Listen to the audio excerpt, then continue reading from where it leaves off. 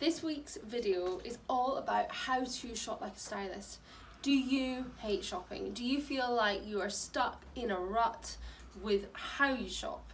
Do you even avoid the shops because you just can't even face going in there?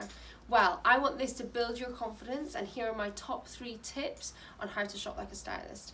So tip number 1, take it in. Have a look around. What colours are around the store? Can you see a palette that actually really suits you? It's your colour palette. And that's where I go. I take my client to the colour palette that I know will make their skin sing. I look for the colours that I know are missing in their wardrobe, or the colours that they've maybe told me they love that they don't own.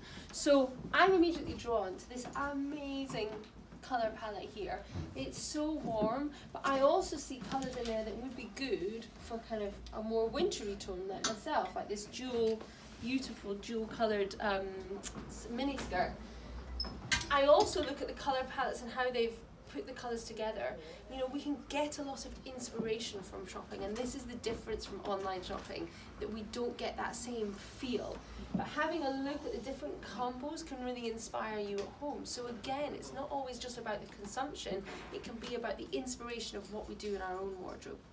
The second thing that I look for is the hidden piece, the hidden items that you might not even see. And it tends to be the things that are the kind of the neutral moments within the rail. So these beautiful wide leg palazzo trouser, they look very simple, they're very unassuming, but that kind of key piece in your wardrobe could really spark some amazing outfits and pull together all those mad crazy tops that you've got in your wardrobe. The third thing that I look for is the really high fashion, unexpected, they may have got some ideas from, you know, top designers moment. So things for me like this beautiful, sleek, high top white trainer with a caramel tab.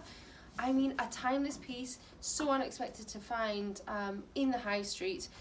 So that's my best tips, 3 ways to shop like a stylist. Good luck.